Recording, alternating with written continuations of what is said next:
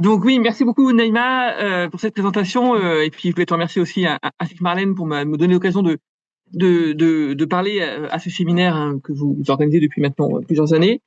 Et puis ça m'a vraiment obligé en fait à repenser un certain nombre d'objets sur lesquels j'avais travaillé sous l'angle de cette question à proprement parler du genre et notamment de la masculinité des prêtres, qui n'est pas forcément l'angle sous lequel initialement j'avais travaillé ces questions-là. Puisqu'effectivement, comme Naïma l'a dit, en fait, moi j'ai d'abord travaillé sur la justice ecclésiastique, sur les sanctions prononcées par l'Église, etc., dans lesquelles j'ai effectivement rencontré un certain nombre de prêtres délinquants. Voilà, mais de fait, c'était pas mon angle d'approche. Je travaillais autour de la question du gouvernement de l'Église par ces biais-là, etc. Et je me souviens encore, pour revenir à mon HDR, qu'à mon jury d'HDR, un collègue m'a demandé dans des questions, mais euh, euh, où, où est le genre dans tout ça, quoi. Et c'était une vraiment très bonne question, pour le coup. Donc voilà, donc tout ça pour dire que c'était pas forcément mon angle d'attaque initial, et puis c'est effectivement, au fil des années, à force de croiser ces prêtres qui ont des femmes et des enfants, de discuter avec des collègues qui travaillent un peu plus dessus, que je me suis dit, mais là, on est vraiment sur un chantier qui mérite d'être creusé. Donc, il y a eu ce projet Sexéo, effectivement, qui a donné lieu à ce colloque dont les actes devraient être publiés d'ici un an à peu près. Et puis, ça m'a donné l'occasion de travailler sur un certain nombre de sources que je connaissais déjà, mais de reprendre en fait sous cet angle-là. Donc, ce que je vous dis là est en lien direct avec donc ce projet Sexéo et puis avec le questionnement à proprement parler du séminaire qui vraiment m'a obligé à réfléchir et c'est le propre d'un séminaire et donc vraiment je vous en remercie. Alors, l'histoire religieuse et l'histoire de l'Église, c'est pas tout à fait la même chose, mais s'est emparée depuis très longtemps de la question du célibat ecclésiastique, caractéristique de l'Église latine depuis au moins le XIe siècle. Alors, on peut discuter sur ce qui se passe au Moyen Âge, mais en tout cas, depuis le XIe siècle, c'est extrêmement clair, et c'est un fort marqueur de distinction entre les confessions chrétiennes.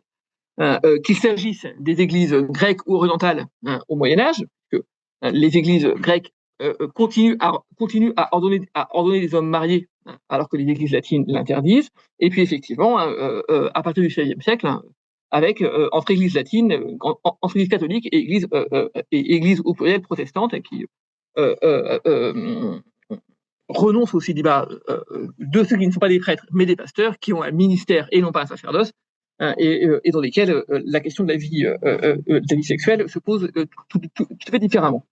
Euh, Pendant longtemps, en fait, l'histoire de la vie affective et sexuelle des prêtres, je vais le dire comme ça, a été faite précisément sous cet angle-ci, à savoir l'imposition ou le refus du célibat à un clergé qu'il s'agissait de réformer, de la réforme qu'on appelle grégorienne, au Concile de Trente, puis à l'application de ce dernier dans l'Europe de la réforme qu'on dit catholique. Alors là encore, je mets beaucoup de guillemets parce que c'est une expression qui pose toute une série de difficultés, mais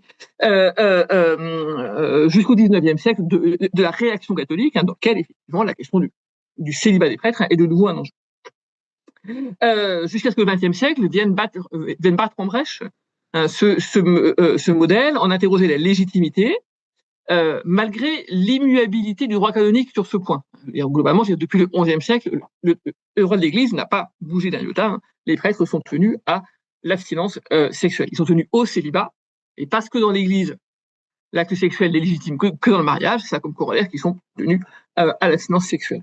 Mais en réalité, dans ces travaux autour de ces questions du célibat ecclésiastique, il n'était pas tellement question de masculinité, il n'était pas tellement question même de genre, et en fait, il n'était même pas non plus tellement question de sexualité, en fait, mais bien, plus simplement, de respect ou non de cette fameuse règle du célibat. Et il y a deux évolutions notables qui ont lieu dans l'historiographie de la fin du XXe siècle et du début du XXe siècle, évolutions qui dépassent complètement la sphère de la médiévistique et qui d'ailleurs, initialement, ne sont pas forcément nées dans la sphère de la médiévistique. Le premier point, c'est l'approche de la sexualité, de la sexualité effective du clergé catholique. Que peut-on dire de la vie sexuelle des prêtres? Alors, sur ce point, les modernistes ont clairement été pionniers.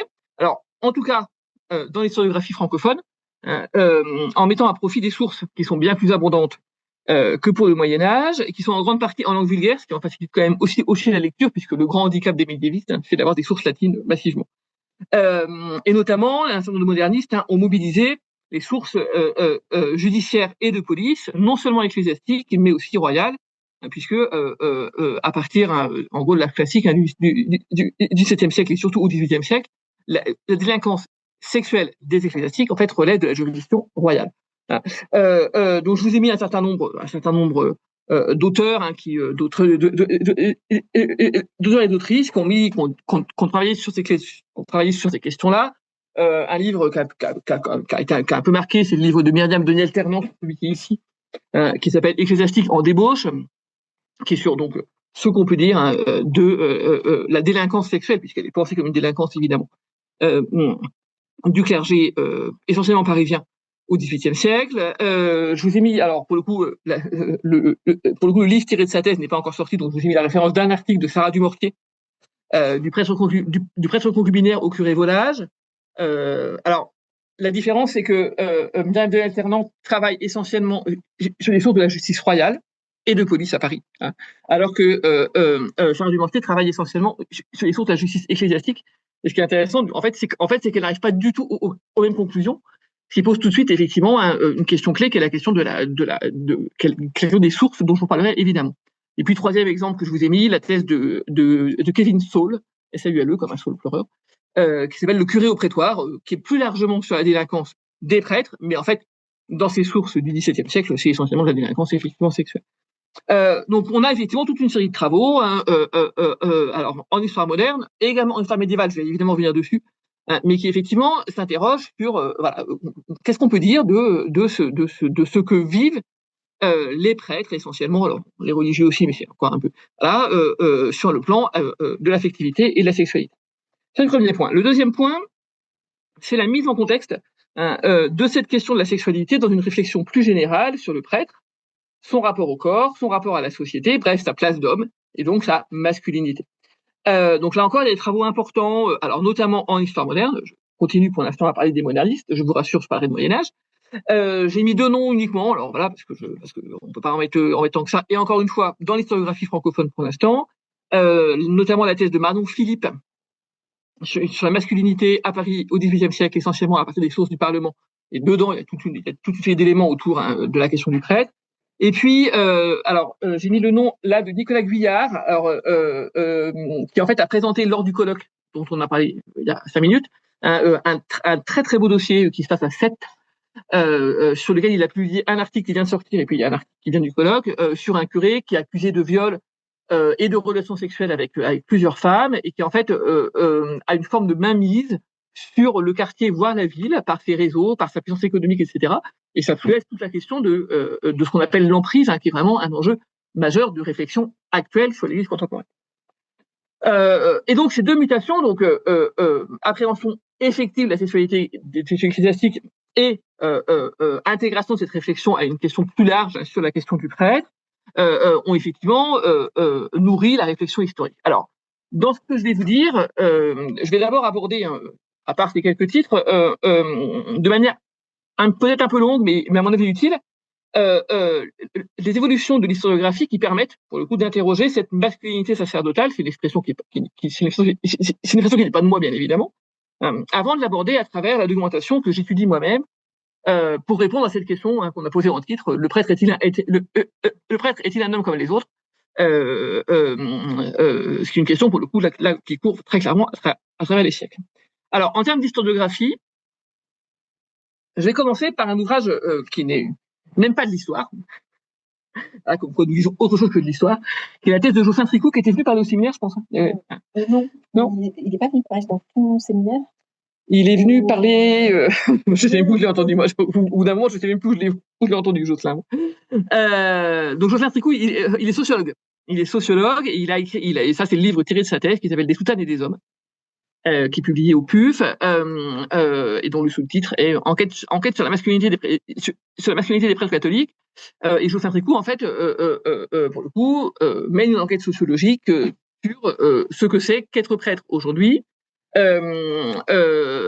en particulier dans le contexte d'affirmation d'un catholicisme identitaire dans lequel les questions de genre sont un enjeu majeur, comme l'ont montré en France en particulier les débats autour du mariage pour tous, par exemple. La 4e de couverture du livre de Jocelyn Tricot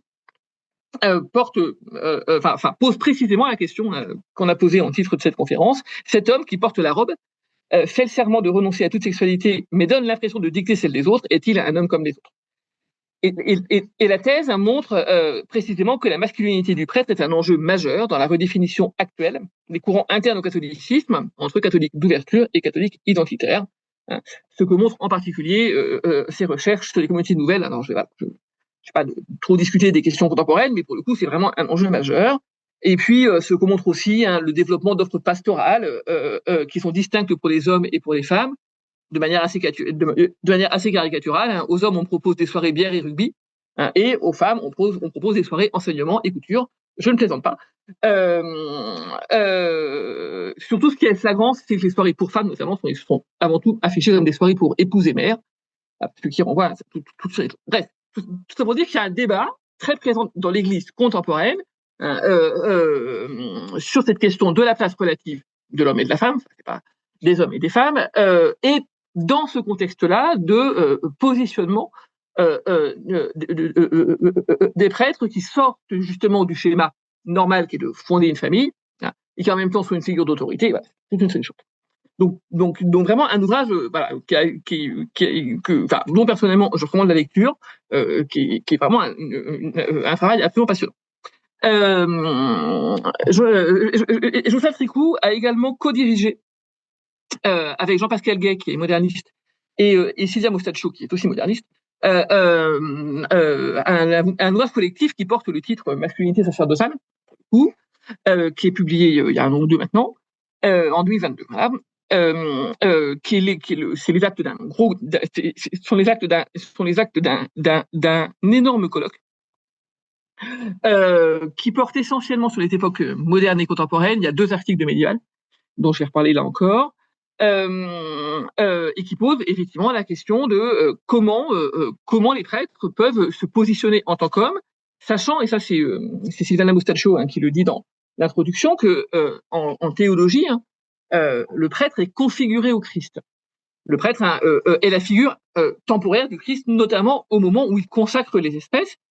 Le Christ est un homme, pour le coup, et donc il y a une nécessité pour les prêtres, je cite, d'une virilité maîtrisée mais assumée qui maintient ses distances de toute féminisation. Alors, dans les travaux que je viens de vous citer, évidemment, vous avez entendu que j'ai parlé d'histoire moderne et contemporaine.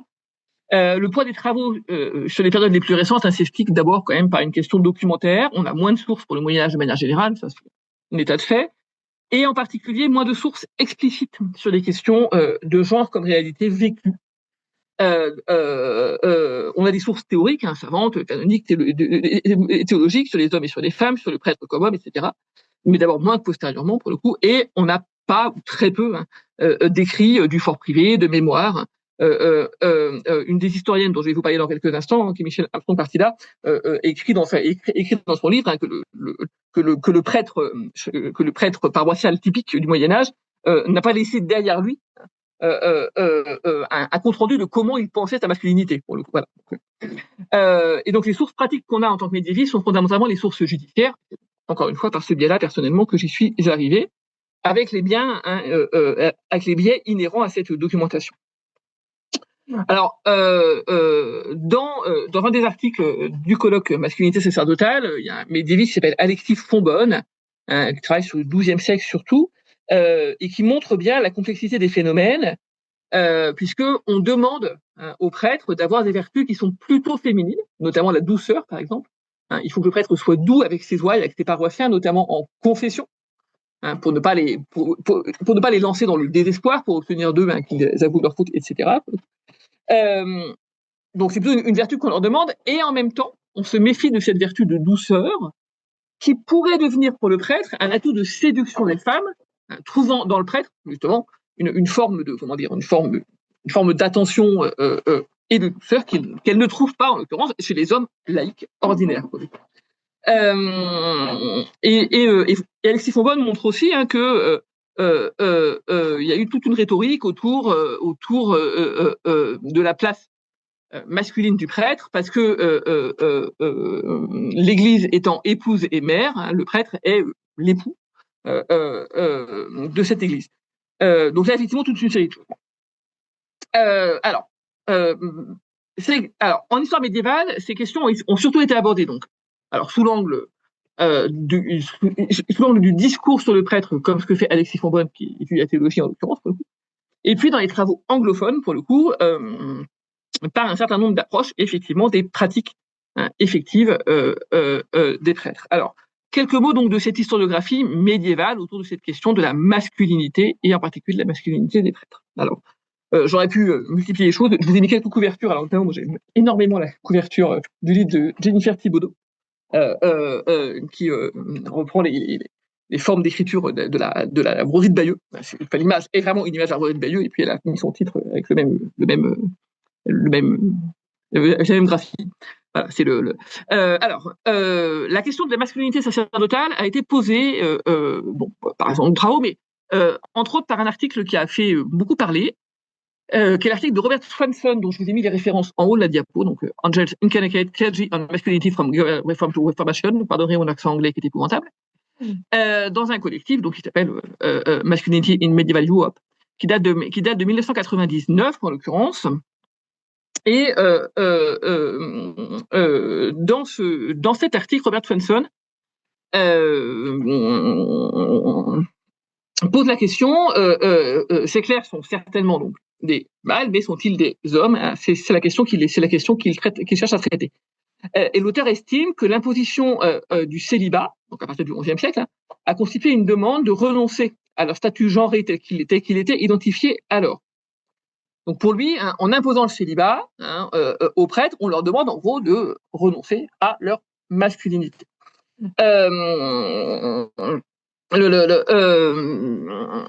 Et pour lui, par l'accession au sacerdoce et donc le renoncement au célibat, les prêtres en fait sortent par le haut de leur genre, si j'ose dire, en devenant des anges. Alors les femmes religieuses sortent par le haut de leur genre en devenant comme des hommes. Notamment parce que les religieuses ont des vertus masculines de force, d'endurance, de persévérance, etc. Et les hommes ecclésiastiques sortent aussi par le haut, mais eux en devenant des anges. Donc vous voyez bien que la hiérarchie est heureusement maintenue du point de vue des hommes du Moyen Âge. Alors, Robert Swanson rappelle le paradoxe quand même qu'il faut absolument être un homme pour devenir prêtre. C'est obligatoire, on n'ordonne que les hommes, au point que il y a des discussions, par exemple, pour savoir si on peut ordonner prêtre un hermaphrodite, si on peut ordonner prêtre quelqu'un qui n'a pas ses organes génitaux, quelqu'un qui a été castré. Alors, en pratique, le corps du prêtre, de toute façon, doit être intègre, il ne doit pas être difforme, donc de toute façon, toute forme d'atteinte au corps peut empêcher l'accès au sacerdoce. Il y a des discussions, par exemple, je veux dire, si on manque un doigt, etc. Mais il y a vraiment des débats assez importants autour de cette question autour de cette question des organes sexuels des prêtres, et il est clairement interdit radicalement, pour le coup, de se castrer volontairement, en considérant que ça pourrait faciliter de résister aux pulsions sexuelles. C'est une idée qui court, pour le coup. Et du côté de l'Église, c'est absolument inadmissible, c'est une atteinte au corps créé par Dieu, qui est un corps sexué, pour le coup. Et donc celui qui se castre volontairement n'a pas accès au sacerdoce, pour le coup. Celui qui est castré par accident, on peut en discuter, il y a des dispenses, etc. Mais en tout cas, voilà. Donc le prêtre doit être un homme sexué, en l'occurrence. Robert Swanson souligne le paradoxe de cet état de fait, qui est totalement affirmé, encore une fois, jusqu'à aujourd'hui, pour le coup, et le fait qu'on demande, en l'occurrence, aux prêtres, de renoncer à un des caractères principaux du statut d'homme, en l'occurrence, le fait d'avoir une vie sexuelle.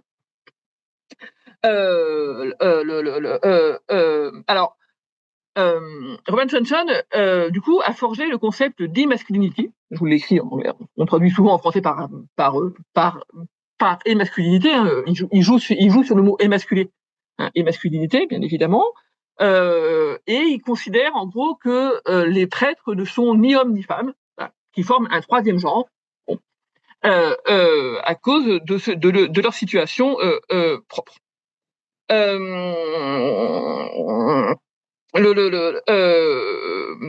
Il signale aussi que dès le Moyen Âge, il y a des voix qui s'élèvent contre l'imposition du célibat. Notamment un cas intéressant parce que c'est un grand canoniste, c'est Guillaume Durand. Alors Guillaume Durand, c'est un canoniste, un théologien, un liturgiste qui a écrit énormément de choses. qui était évêque, et en fait Guillaume Durand il considère que la règle du célibat est l'idéal, que ce serait mieux en fait que les prêtres soient célibataires, hein, tonne de raisons, mais qu'elle laisse trop de prêtres dans le péché. Et que donc, il y a un moment, il faut être pragmatique, pour le coup, qu'il vaut mieux qu'ils soient pas pécheurs et donc mariés, pour le coup, et surtout qu'elle fait subir des discriminations aux enfants des prêtres. C'est un des rares qui se préoccupe de la question de ce que deviennent les fils de prêtres et les filles de prêtres.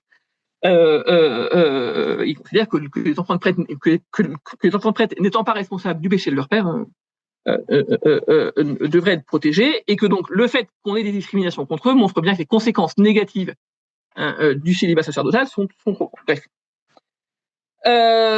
Donc voilà. Donc du côté de Robin Svensson, il y a cette idée, voilà, en gros un troisième genre. Alors c'est une idée qui a été beaucoup battue en brèche depuis, mais ça fait date et ça a permis de réfléchir. Ce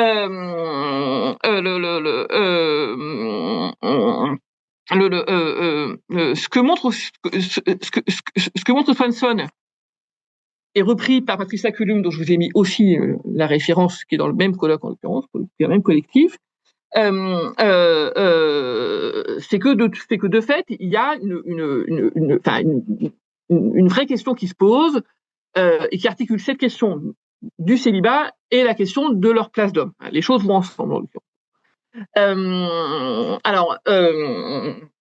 Patricia Cullum, insiste sur plusieurs points qui sont importants. Elle insiste sur le fait que au Moyen Âge, on devient alors le célibat est imposé quand on arrive aux ordres majeurs.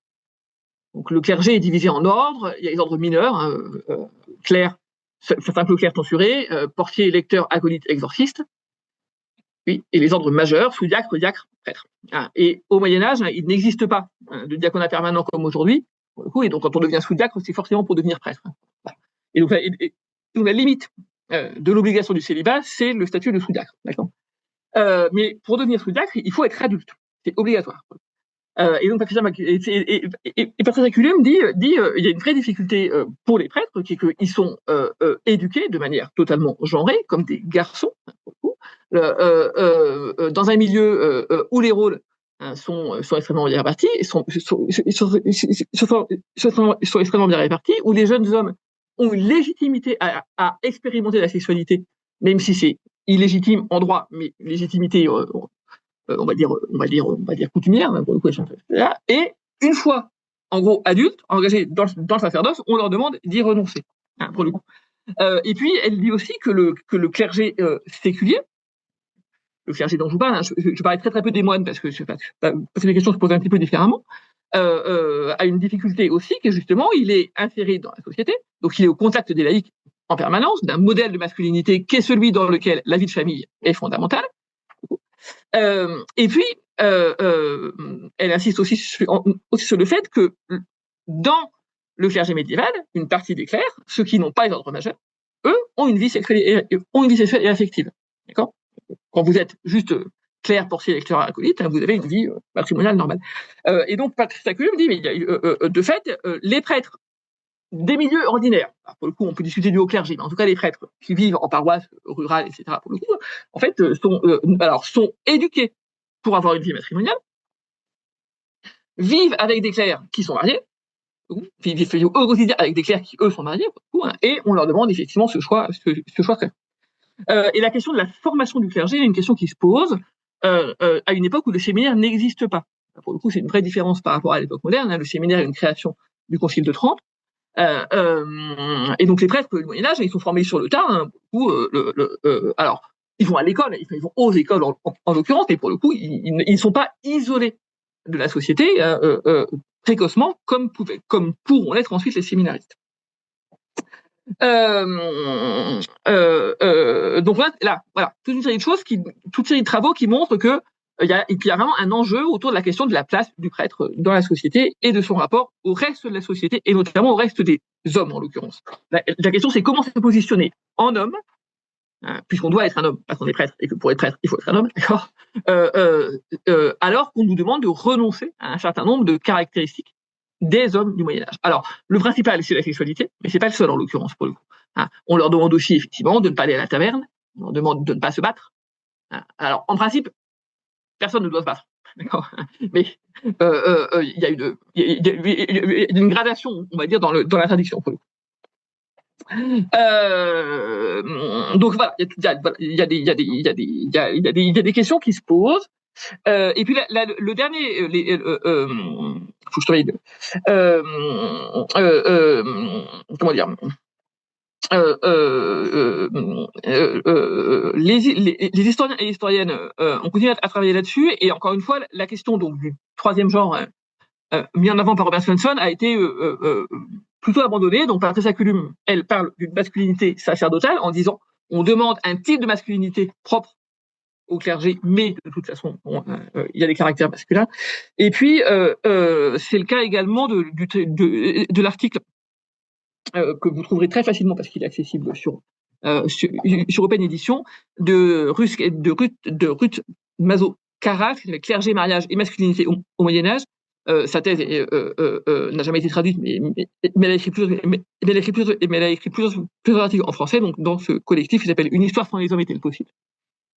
Et dans cet ouvrage-là, effectivement, Ruth Karas défend l'idée d'une masculinité spécifique, donc plutôt qu'un non-genre ou qu'une immasculinité comme le dit Svensson, notamment parce que elle met en valeur l'idée qu'un certain nombre de vertus masculines sont transférées complètement, sont transférées vers les prêtres, notamment l'idée que la prouesse, le courage, la prouesse, la vaillance, sont des vertus que les prêtres doivent avoir, et la prouesse est une vertu masculine par définition. Pourquoi ? Parce qu'il faut être preux pour résister aux tentations. Alors c'est très vrai dans le discours sur les moines, on insiste sur ce caractère-là. Les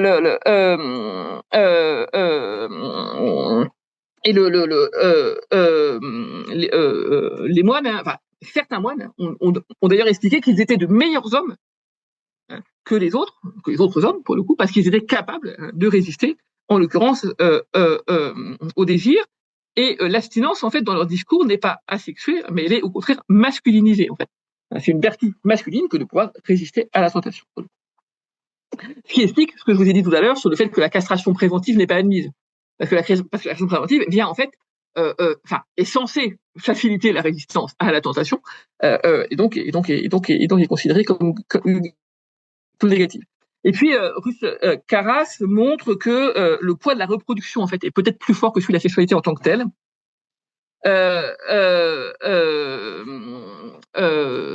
Ce à quoi renoncent les prêtres, c'est à fonder une famille, en fait. Et c'est donc à se positionner comme capable d'avoir des relations sexuelles, oui, mais aussi d'avoir des enfants et de nourrir ces enfants. Et ça, c'est quelque chose effectivement qui est assez flagrant en fait dans un certain nombre de sources de la pratique, en l'occurrence.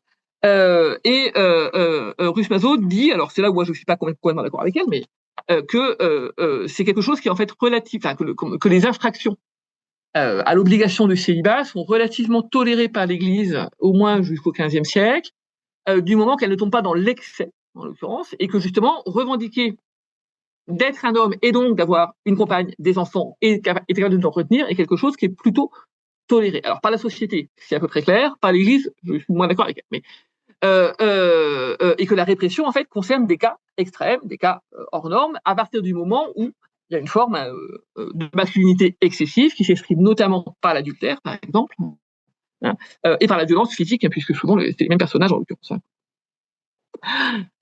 Alors l'ouvrage, c'est le dernier que je vous cite avant de vous parler un peu directement des sources, qui moi m'a fait beaucoup réfléchir sur ces questions-là. C'est donc cet ouvrage de Michelle Armstrong Partida, une historienne américaine, Defiant Priest, Domestic Union, Violence and Clerical Masculinity in 14th Century Catalonia.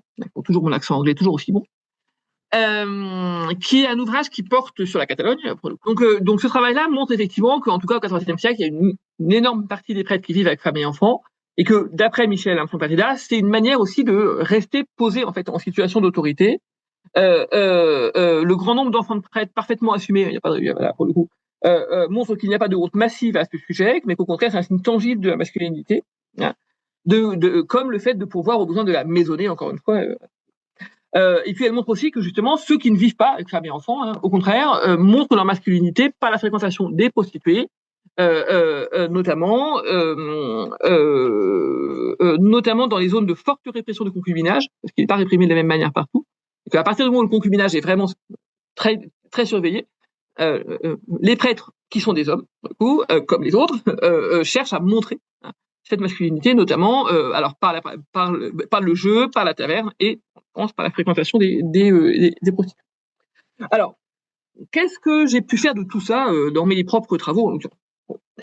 Alors, en fait, il faut comprendre que l'enjeu, c'est de dépasser l'interprétation classique du non-respect du célibat parce que le prêtre est un homme comme les autres, au profit d'une compréhension de l'articulation entre sacerdoce, classe sociale et positionnement comme homme, à partir des sources dont nous disposons dans toutes leurs limites.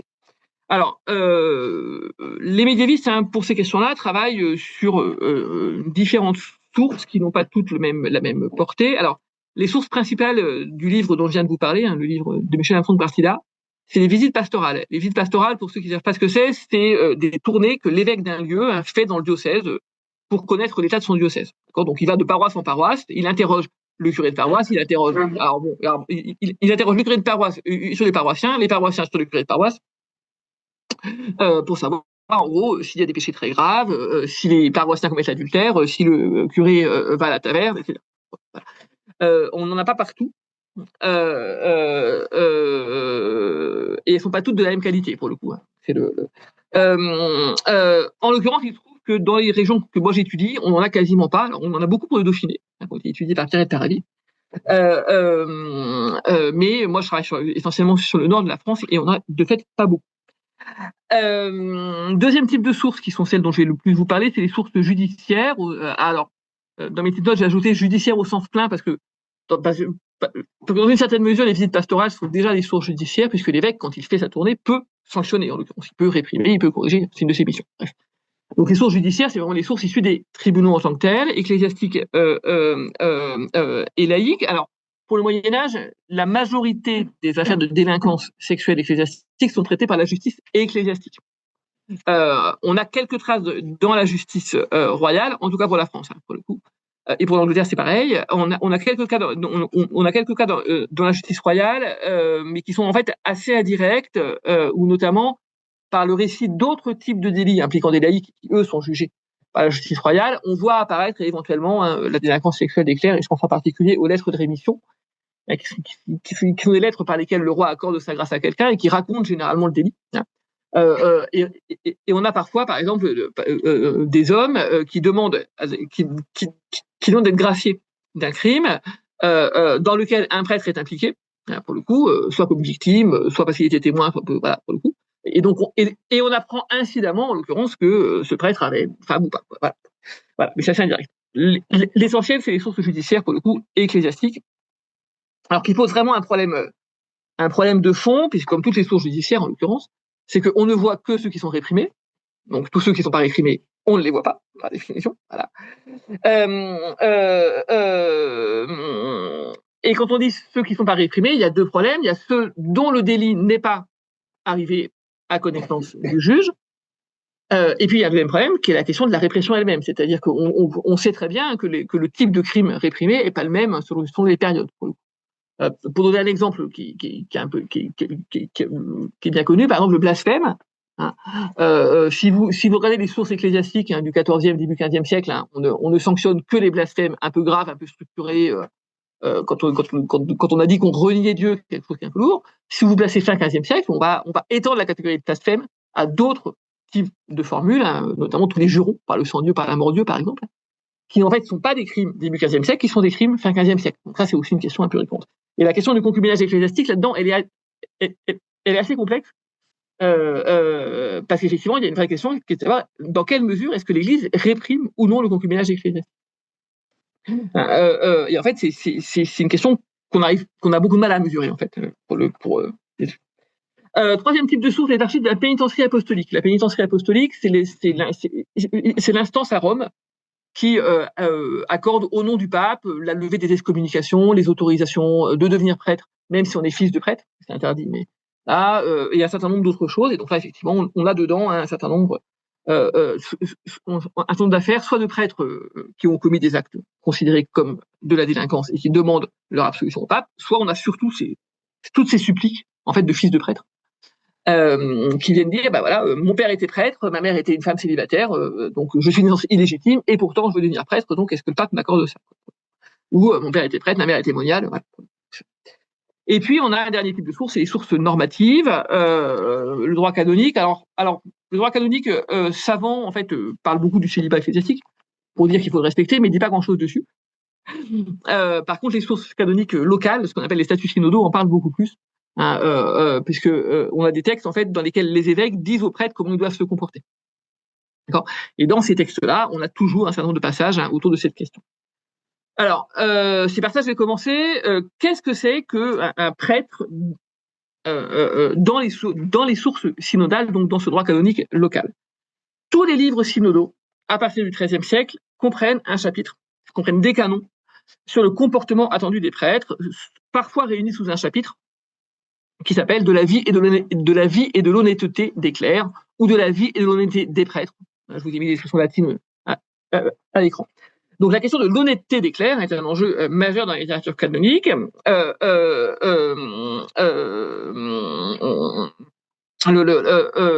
Parce qu'il faut définir un modèle idéal de prêtre, d'accord, pour le coup. Alors, je passe ce qui est demandé à tous les clercs, y compris les clercs mineurs, parce que c'est un peu différent, mais globalement, dans ces chapitres, hein, alors, un des plus anciens connus, c'est dans les statuts de Paris du début du XIIIe siècle. Alors, on ne rappelle pas qu'on leur interdit d'avoir des femmes. On leur interdit d'avoir avec eux les enfants nés de leurs femmes.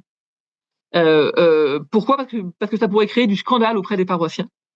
Ce qui montre quand même qu'il y a une forme d'illégitimité. Et puis la deuxième chose qu'on leur interdit, c'est de pratiquer le jeu de dés, le jeu de hasard, essentiellement. Or, pour le coup, le jeu au Moyen-Âge est une activité masculine. En tout cas, le jeu de dés et de cartes essentiellement, et particulièrement les dés que l'Église réprouve particulièrement. Alors, c'est difficile d'affirmer que les femmes ne jouent pas aux dés. Mais en tout cas, les sources ne parlent pas de femmes qui joueraient aux dés. Voilà, je vais le dire comme ça. Pour le coup.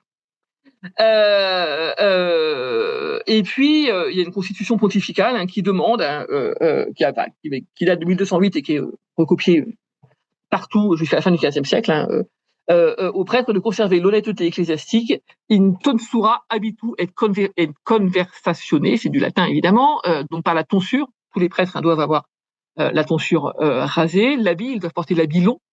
Alors l'habit long, Jean-Saint Tricou commence en évoquant le prêtre, cet homme qui porte une robe. Au Moyen-Âge, l'habit long n'est pas propre aux clercs. C'est un habit qu'un certain nombre de catégories sociales d'hommes portent. Les paysans portent l'habit court. Mais en tout cas, voilà, eux doivent porter l'habit long. Et conversationner, ça c'est le plus important, c'est tout ce qui est comportement social, en gros, pour le dire autrement. Donc c'est dans la notion de conversation qu'on va trouver des éléments qui tendent à faire du prêtre un homme différent des hommes laïcs.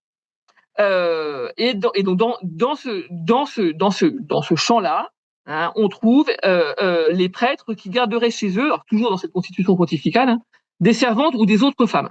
Donc en gros, on ne doit pas avoir une femme chez soi quand on est prêtre. On ne doit pas exercer l'usure quand on est prêtre non plus. Ça va. Et puis au fil des textes, hein, les choses se précisent. Alors je vais prendre des trucs un peu plus tardifs. Les statuts synodaux d'Amiens, au milieu du XVe siècle, interdisent aux prêtres de fréquenter les tavernes, en précisant que c'est parce que dans les tavernes, on peut devenir ivre. Hein, donc en fait, ce qui leur interdit, c'est de devenir ivre, et donc il ne faut pas qu'ils aillent à la taverne, pour le coup. On leur interdit de créer des querelles, on leur interdit de blasphémer. Alors, ces derniers points ne sont pas propres aux prêtres. De toute façon, quand vous êtes un homme chrétien du Moyen-Âge, vous ne devez pas blasphémer, vous ne devez pas chercher querelle à vos voisins. Mais la surveillance des prêtres sur ce point est beaucoup plus importante qu'elle ne l'est sur les laïcs. Donc, en gros, pour les laïcs, c'est d'abord une question de morale. Pour les prêtres, il s'agit de vivre conformément à un statut qui écarte de certaines pratiques sociales, toutes marquées comme masculines. On a des statuts synodaux qui interdisent la chasse aux prêtres, chose pratique aussi masculine. Dans le synodal de Cambrai, début XIVe siècle, on interdit donc d'avoir des femmes sous son toit, excepté leur mère, leur tante ou leur sœur. Le texte liant l'autorisation de cohabiter avec sa mère, sa tante ou sa sœur par le fait qu'avoir des servantes qui ne seraient pas mères, tante ou sœur, risquerait de provoquer des soupçons. Donc en gros, la mère, la tante et la sœur sont là pour gérer la maisonnée du prêtre, en l'occurrence. Dans le synodal de Reims, vers 1330, le chapitre De Vita et Honestate Presbyterorum commence en affirmant que fréquemment, la compagnie des femmes suspectes défigure et déshonore la vie et l'honnêteté des prêtres, etc. Donc il y a toute une série de choses, dont la présence des femmes, et puis aussi effectivement un certain nombre de pratiques.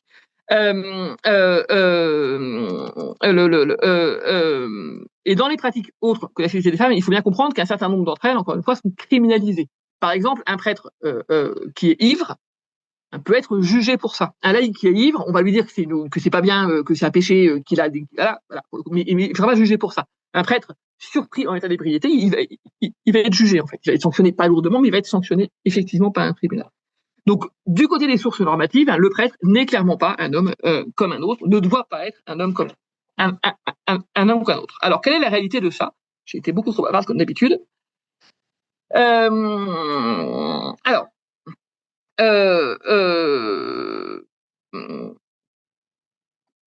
un peu curieusement, la question de la délinquance des prêtres est un peu un angle mort de l'historiographie, pour le coup.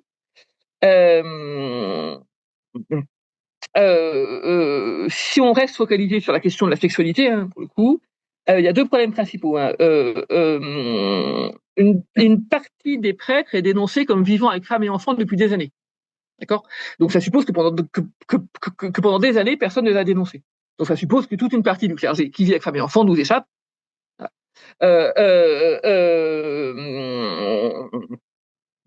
Ça, c'est le premier problème, pour mesurer cette question de la place. Le deuxième problème, c'est qu'on ne peut pas savoir en fait le nombre de prêtres dans un diocèse.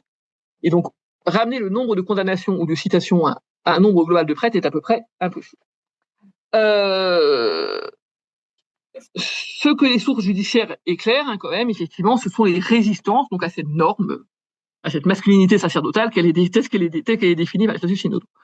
Et donc, il faut distinguer deux types de cas, en l'occurrence.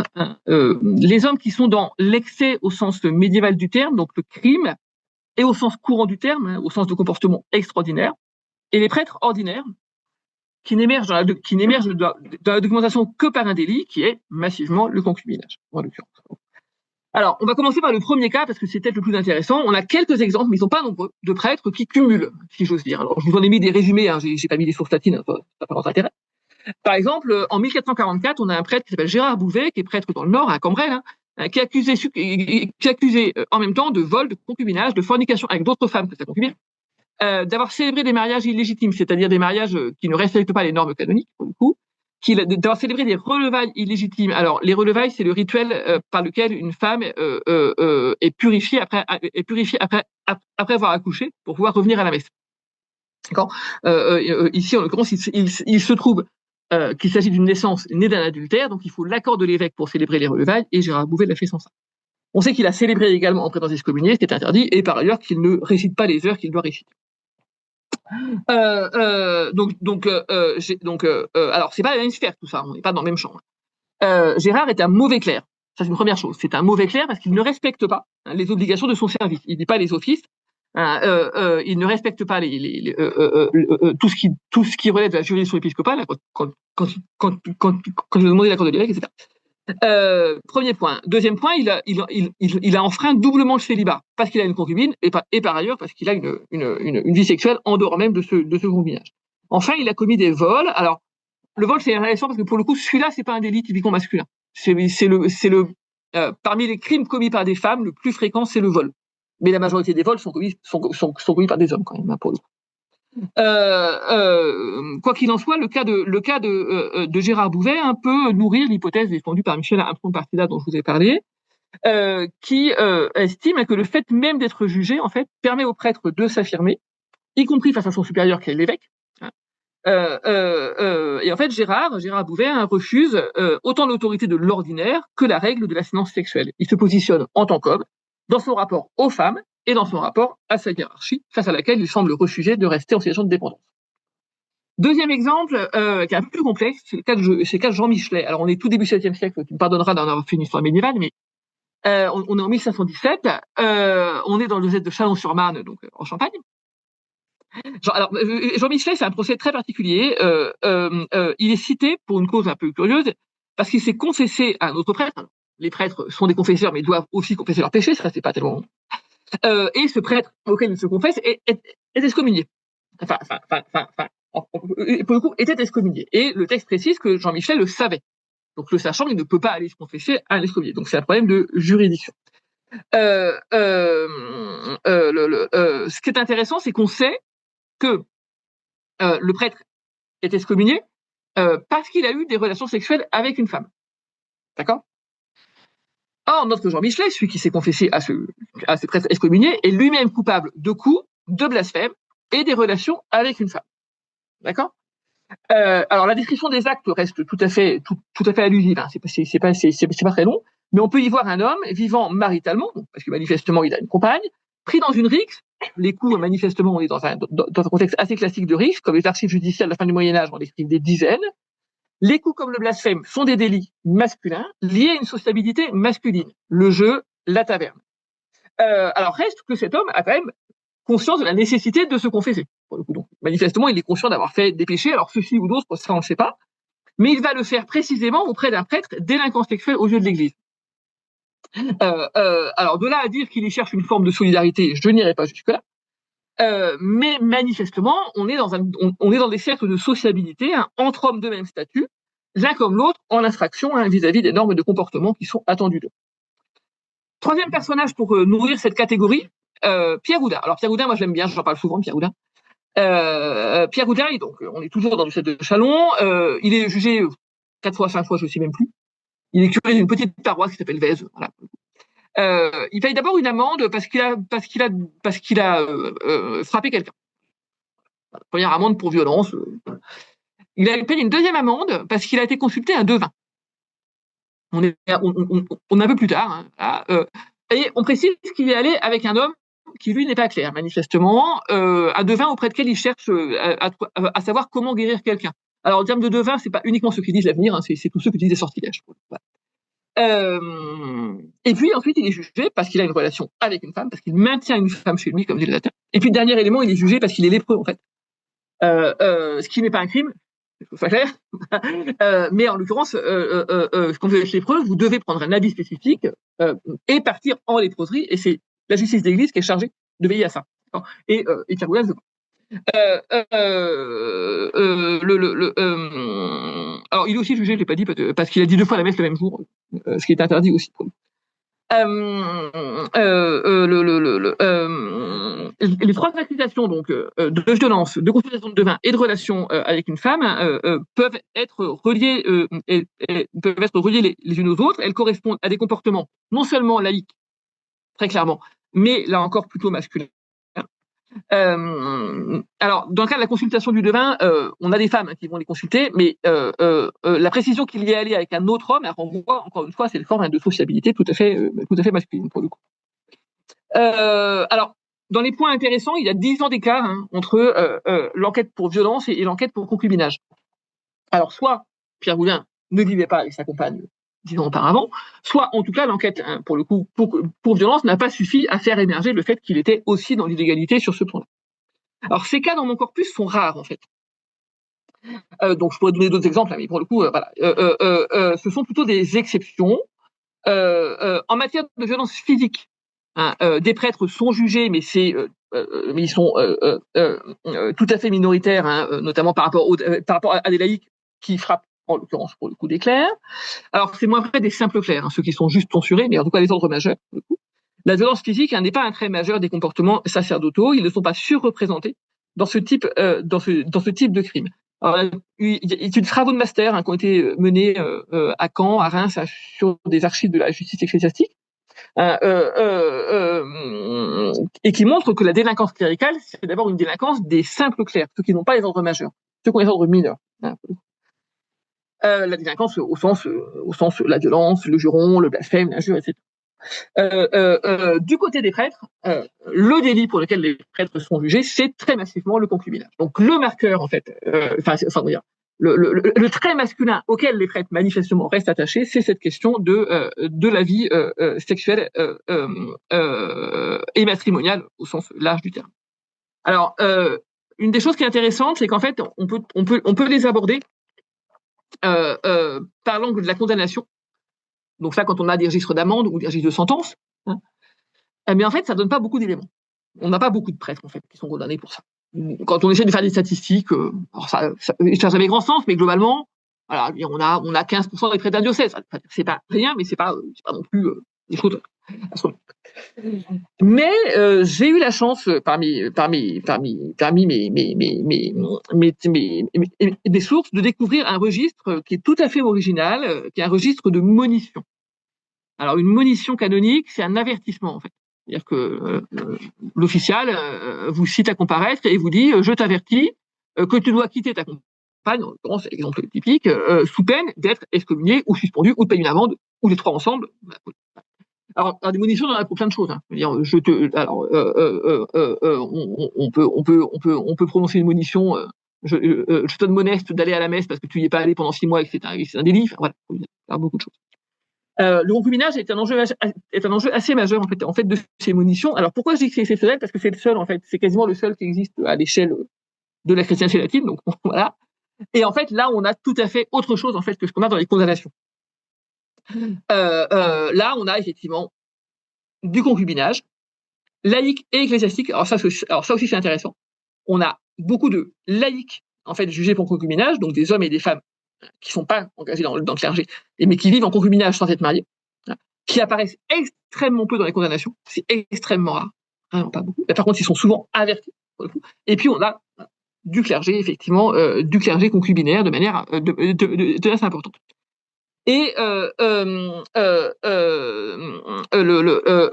ce qui est intéressant, c'est qu'en fait, là, on a vraiment le tout venant, si j'ose dire, de la vie sexuelle ecclésiastique. Et que là, on se rend compte en fait qu'effectivement, alors, comment dire, ce qui est visé, hein, sont des prêtres qui ont, alors, soit une concubine au sens plein qui vit avec eux, soit des relations régulières avec une femme depuis longtemps, depuis plusieurs années pour le coup. Et le contraste avec les cas de condamnation où on a assez peu ça en fait, hein, quand un prêtre est condamné vraiment pour des délinquances sexuelles, c'est soit parce qu'il a commis des violences sexuelles, c'est rare mais on a quelques cas, soit ça c'est un peu plus fréquent parce que il est dans une relation sexuelle avec une femme qui est déjà mariée, donc au concubinage s'ajoute l'adultère pour le coup. Mais le concubinage le plus ordinaire, en fait, il est peu condamné. Par contre, il est manifestement identifié comme un problème puisqu'il y a toutes ces masses d'avertissements. Alors, alors c'est un registre que j'aimerais bien un jour étudier complètement dans le détail et j'ai jamais eu le temps de le faire. Mais j'ai fait des échantillonnages sur des périodes un peu données et sur la période 1423-1442, donc on est présenté du XVe siècle essentiellement. Alors on a une énorme majorité de membres du bas clergé. Bas clergé, donc des prêtres de paroisse, en gros, pour le dire simplement. 75% à peu près. Hein. Mais on a aussi des réguliers, donc des moines. Donc ça veut dire que la question du célibat, elle se pose pas uniquement pour les séculiers, elle existe aussi pour les moines. On trouve quelques membres du haut clergé. Alors ceux-là, ils sont assez rarement cités là-dedans, mais par exemple, il y a des chanoines. Et les chanoines, c'est le clergé qui est attaché à la cathédrale, et pour le coup, on est déjà dans des démarches qui sont dans une forme de hiérarchie ecclésiastique. Donc le fait d'être cloîtré ou de faire partie de l'élite cléricale d'un diocèse ne signifie pas pour autant le respect de ces normes de masculinité chaste revendiquées par l'Église. D'ailleurs, si on change de source, les sources de la pénitentiaire apostolique, elles montrent assez régulièrement des membres du haut clergé qui sont impliqués dans des affaires sexuelles. Mais là, pour le coup, c'est difficile d'aller au-delà de cette remarque. Il faudrait être Sur les monitions que j'ai étudiées, là encore, en fait, on a un vocabulaire différent, alors qui nous pose toute une série de problèmes. Les termes qui qualifient la relation, c'est la fréquentation. Il fréquente une femme. Bon. Il a des conversations avec cette femme. Alors conversation, c'est clairement pas le fait de se parler. Hein. C'est vraiment un terme qui renvoie au fait d'avoir des relations sociales régulières. Voilà, pour le coup. Il maintient tout court ou il maintient en concubinage. Alors quand c'est il maintient en concubinage, ça va, on voit de quoi on parle, mais pas toujours le cas. Et en fait, on a beaucoup de mal à être sûr, en fait, à chaque fois de la nature de la relation. Hein, pour le coup, c'est des choses. Lorsque les femmes sont clairement évoquées, le plus souvent, elles sont qualifiées de pédicéca. Alors pédicéca, c'est un mot compliqué parce que moi, je traduis souvent par servante. Mais en fait, c'est la chambrière, donc c'est aussi la suivante, c'est aussi voilà. Et il y a parfois des formules où on n'arrive pas à comprendre s'ils utilisent le terme pour désigner justement la compagne du prêtre ou pour renvoyer à une forme de domesticité, en l'occurrence pour le coup. Alors j'ai mis des exemples et puis après je vais m'arrêter avec ces questions-là. J'ai mis deux exemples de monition, une alors que j'ai traduite évidemment à chaque fois qui permet de la question du vocabulaire. Nous vous avertissons par cet écrit, si dit des guillemets, prêtre toujours, que vous éloigniez de votre compagnie. Alors le terme latin c'est consortium, donc une femme s'appelle Babylone. Babylone elle est veuve, qui est donc servante du prêtre, votre servante, que vous tenez en concubinage. Donc là on est voilà. Et nous vous interdisons, et nous vous avertissons de ne pas la tenir plus longtemps en concubinage, hein, sous les peines prévues par le droit, sachant que la peine prévue par le droit c'est la suspense en l'occurrence pour le coup.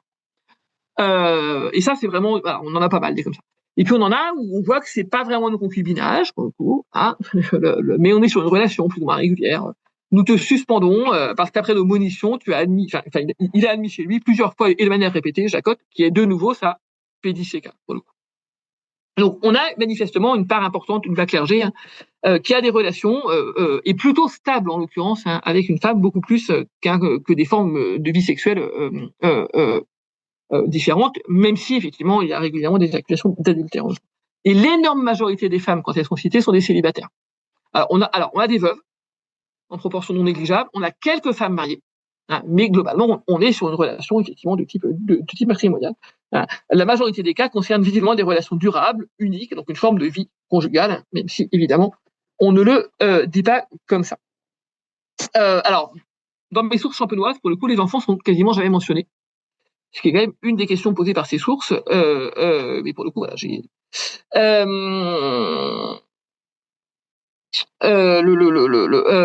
Alors, du coup, j'essaie de. Ce point que je viens d'évoquer là, rapidement, excusez-moi, j'ai un peu perdu mon fil, est confirmé donc par les sources de la pénitentiaire apostolique dont je vous ai parlé hyper rapidement, ces fameuses suppliques pour pouvoir être prêtre quand on est fils de prêtre. D'accord. Alors là, pour le coup, c'est vraiment un chantier qui est tout débutant, donc ce que je vous dis est assez allusif, mais de fait, là encore, hein, j'ai fait des petits sondages pour l'instant, et en fait, la majorité de ces fils de prêtres, en fait, précisent que leur père est prêtre et que leur mère est une femme célibataire. On a très peu de cas, effectivement, de naissance compliquée par un adultère ou par une relation acrimoniale, etc., etc. Alors, parenthèse, dans ces dispenses pour devenir prêtre, malgré une naissance illégitime liée à un statut clérical, dans ce que moi j'ai lu pour l'instant, alors évidemment, j'en ai pas encore lu énormément, mais globalement, j'ai quand même une bonne centaine de cas. J'ai un cas où c'est la mère qui est une religieuse et le père qui est un laïc en l'occurrence. C'est toujours des fils de prêtres, en fait. C'est jamais des fils de prêtres. Quasiment jamais des fils de religieux. Alors, donc, effectivement, voilà. Il est normal, en l'occurrence, socialement pour un prêtre, en tout cas, d'avoir des relations avec des femmes, enfin, avec une femme au moins, pour le coup. Et la question qui se pose, du coup, est toujours à quel moment ça devient insupportable? À quel moment la société qui tolère ça manifestement, puisque ces hommes vivent pendant des années avec une femme, ne l'accepte plus. Alors, il y a deux possibilités. La première possibilité, c'est ces fameuses tournées des évêques qui, à un moment, ils vont se renseigner sur ce qui se passe et donc on finit par leur dire, pour le coup.